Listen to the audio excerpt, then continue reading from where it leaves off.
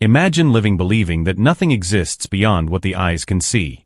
For her, life was just that, to be born, to grow, to face difficulties, and in the end, simply to disappear.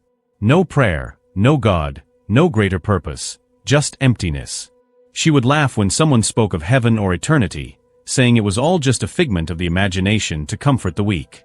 But fate had something in store that would forever change that certainty. What you are about to hear is not just another story. It is an account that defies logic, science, and even the deepest disbelief. An experience that begins with a life without faith, but ends in an encounter impossible to ignore. Before continuing, prepare yourself, because this story will affect you. If you believe that death is the end, perhaps you will change your mind. And if you already have faith, you will feel your conviction strengthen. Because she didn't believe in anything, until the day she died for a few minutes. If you enjoy content that explores the mysteries of life, death, and what may exist beyond, subscribe to the channel now, leave a like, and share this video with someone who needs to hear this message. Because what you're about to discover here may transform the way you see your own existence. The day began too ordinary to raise suspicions, and the clock marked a predictable rhythm, the coffee bitter, the wind cold. Everything repeated, everything safe, until suddenly, the body failed. It was an invisible snap, a pressure in the chest, a dizziness that couldn't be put into words, an emptiness opening its way inside. The world, so solid a second before, shattered in silence, a last breath and then the fall. The impact was silent, surrounding voices became blurry, as if someone had erased half the scene. There were hands trying to help, desperate calls, quick footsteps. But all she could hear was a distant, faint, strange beat, like a drum buried underground. A question crossed her mind: is this how it ends? The answer came like a shadow. There was no answer, only a darkness that called out. The doctors did what they knew: white lights, firm orders, and equipment calculating numbers. The body lay there, pale, suspended between what still pulsed and what had already given up. Suddenly, the pain ceased, not as relief, but as a cut. The noise of the world was gone.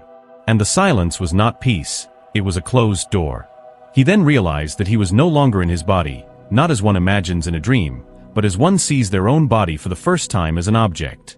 There was distance without steps, vision without eyes, presence without touch. A feeling of detachment that was both cold and curiously lucid. Time stretched, and each second became space. It was then that the darkness changed. It didn't shine, it didn't light up, it opened up. As if there were a crack made of silence, and behind it, a light that wasn't light, but consciousness. He didn't call her by name, because their names had no weight. He called her by what she was, even without faith, even without prayer. Curiosity overcame fear for a moment, and that moment was the beginning of the inexplicable.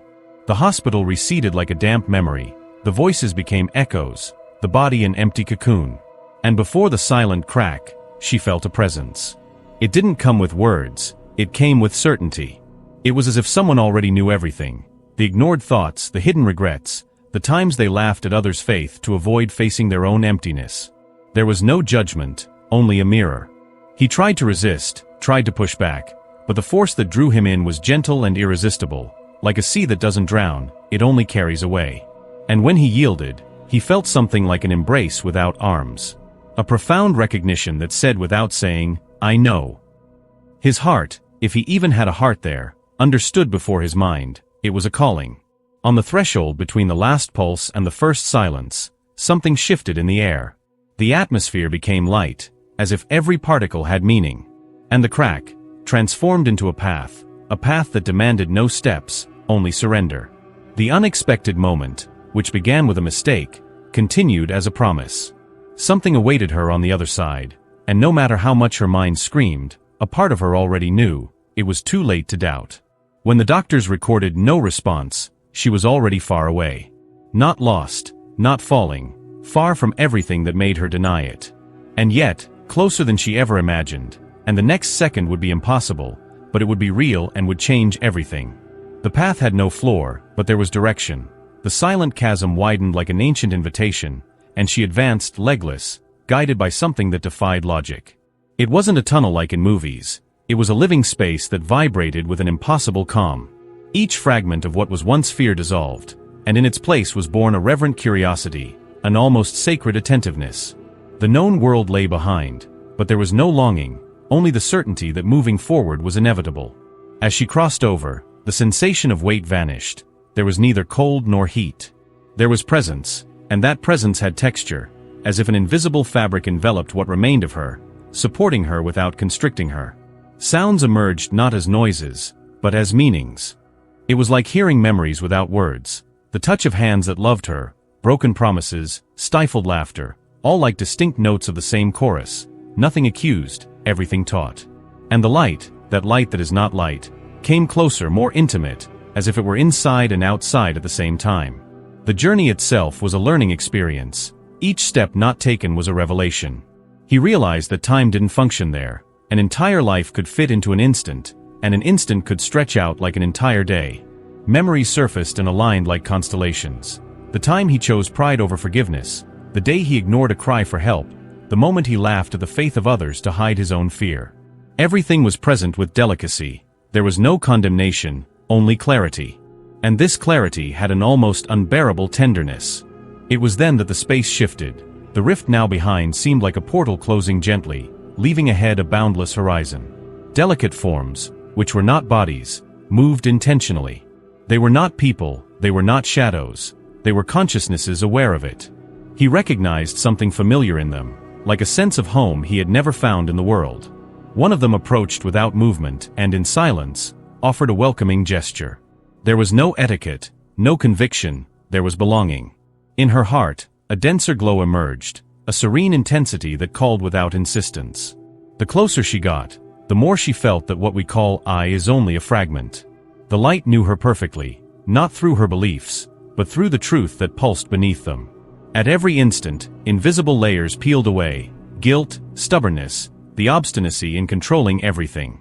What remained was simple and powerful, a desire to know, to surrender, to understand what she never dared to ask. There was a silent climax, and the journey culminated in a boundary that was not a barrier, but respect.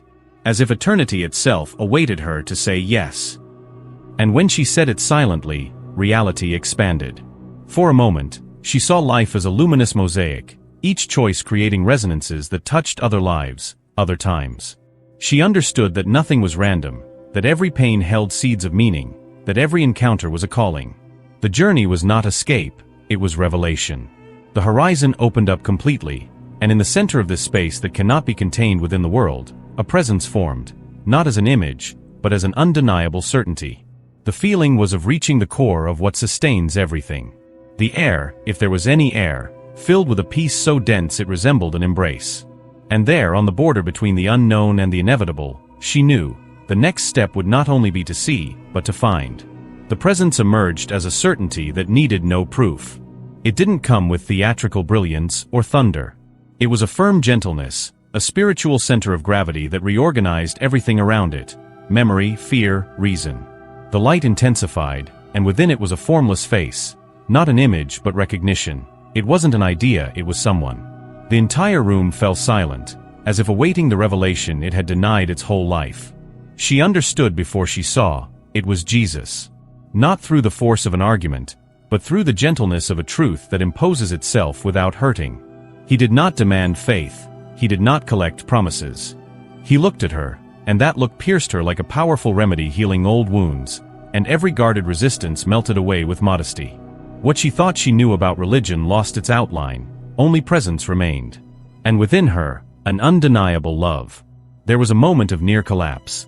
The mind tried to flee, fragile before the impossible. But Jesus approached without movement, bringing a peace that did not depend on conditions. In the silent invitation, there was authority and tenderness. He led her, not by steps, but by sense, to a space that shone like music. There, everything seemed alive in a way the world doesn't know. Colors that were feelings, scents that were memories. A harmony that made the heart still. He showed the sky, not as a landscape to be admired, but as a truth to be absorbed. The place seemed woven with loving attention. Existences recognized each other without words, and each encounter was gratitude. There was an order that did not humiliate, a beauty that did not distract. In every detail, there was purpose, not cold perfection, living perfection. And in this setting, Jesus guided her with a patience that seemed eternal, to where fear ends and trust begins. The revelations came in waves, First, about life. Nothing is small when lived with love. The choice that seems invisible touches distances we cannot see. Forgiveness is not a concession, it is liberation. Pain, when embraced, transforms. So, about identity, we are not what we accumulate, we are what we offer. Faith is not blind belief, it is a response to the love that has always called to us. And finally, about destiny, no one is lost. There are paths that are rebuilt the moment we say yes. She saw forgotten moments illuminated with meaning. The conversation cut short by pride, the hug that wasn't given, the glance that was averted. Each fragment returned not as an accusation, but as an opportunity. Jesus didn't point out flaws, he showed seeds.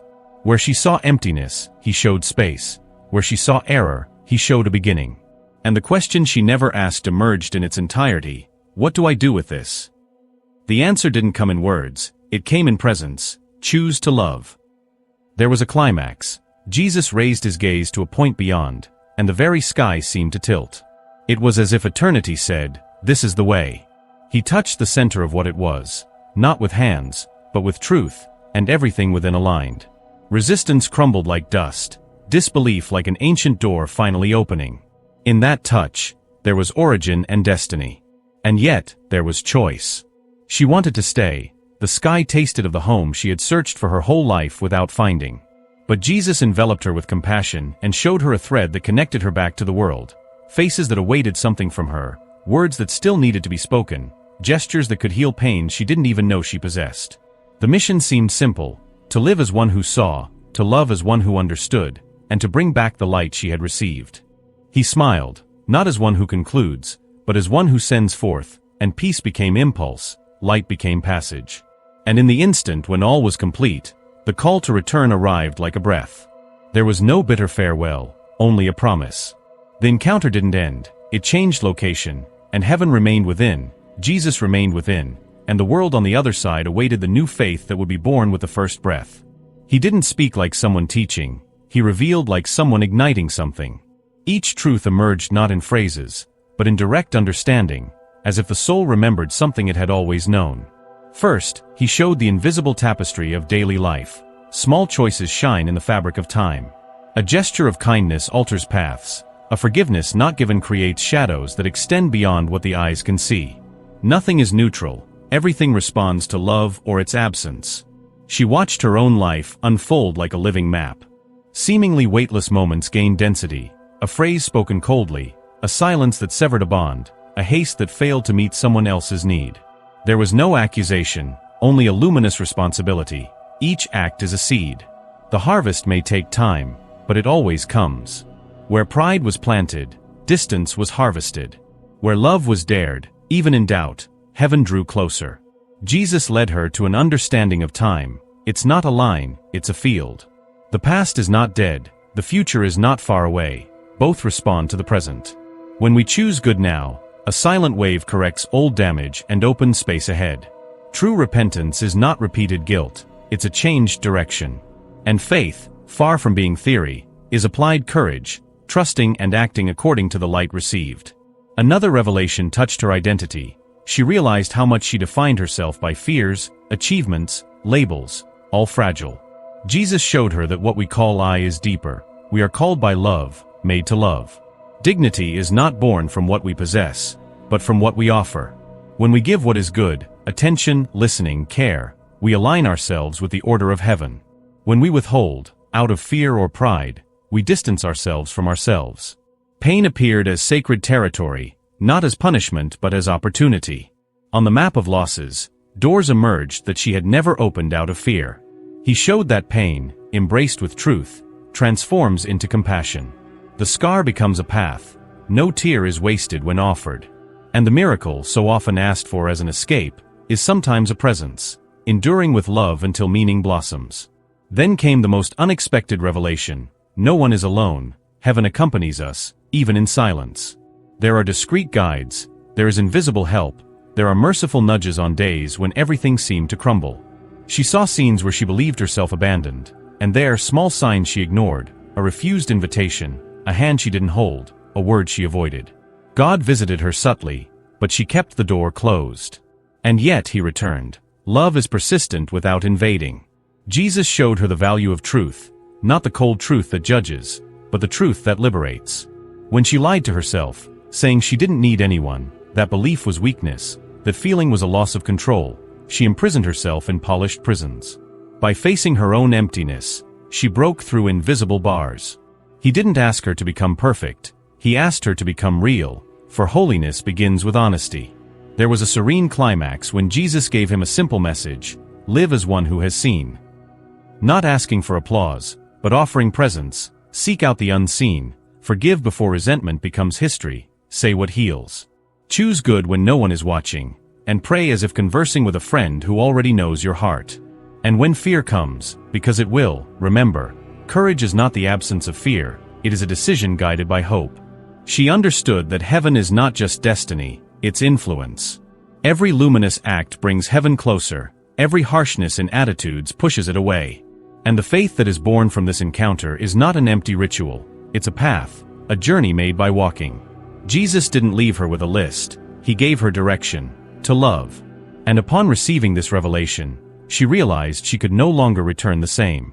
Ignorance was replaced by mission, and the mission had a clear calling, burning like fire, to bring to the world what the world has forgotten, that love is the truth behind everything. The call to return came like a breath that cannot be held back. The light did not expel her, it sent her. And in that sending, there was a tenderness that hurt. Heaven fit within her, and yet it pulled her back to the world where things break, words fail, and time runs without asking permission. She did not fight, she accepted, because now she had meaning even in what hurts. The first breath was a rupture, the body heavy, a reminder of limits the soul had already forgotten. The air entered harshly, the hospital lights seemed too harsh, the voices pounded like hammers, and then someone cried, someone doubted. But in the midst of the chaos, she carried a peace that didn't depend on circumstances. It was like holding a lit candle in the wind, fragile and at the same time, impossible to extinguish. The doctors exchanged glances, as if facing the improbable. Technical terms hung in the air, questions went unanswered.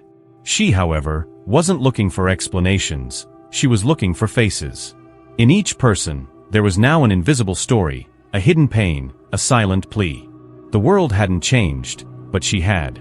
And this shift in perspective was her first miracle. Everything seemed the same, and yet, everything was new. The following days unfolded like uncharted territory, and the body demanded patience, the soul yearned for haste. She wanted to speak but couldn't. There were no words that could encompass that encounter, and perhaps there shouldn't have been. She learned to serve in silence, to listen without interrupting, to embrace without justification. Small acts became declarations, a glass of water brought, an unexpected visit, forgiveness granted before resentment had time to become history. There were nights when the sky seemed far away, the memory of the encounter shone like a star, but fear drew near with human weight. It was in those hours that she learned prayer without ritual, a sincere whisper, a brief surrender, a recollection of the gaze that pierced her and rearranged her from within. No elaborate words, just presence, and presence was enough. The transformation didn't come as a spectacle, it came as direction. Simple choices aligned with what he saw. He stopped mocking what he didn't understand. He began to seek out those whom no one notices. She wasted time, the time the world insists is precious, on caring for what truly matters.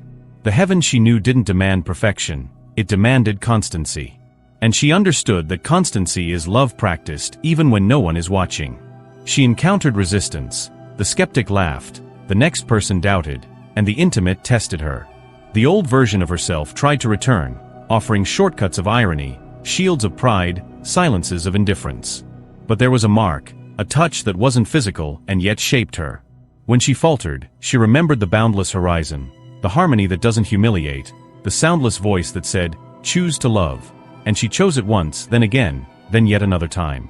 One late afternoon, standing before the mirror, she realized that life hadn't asked her to explain the sky, but to reflect it. Not in words, but in gestures that leave a trail of peace. She smiled not like someone who has won, but like someone who finally belongs. Disbelief wasn't replaced by dogma, it was replaced by commitment, to live as one who has seen. And there, in the ordinary days, she held on to an undeniable certainty.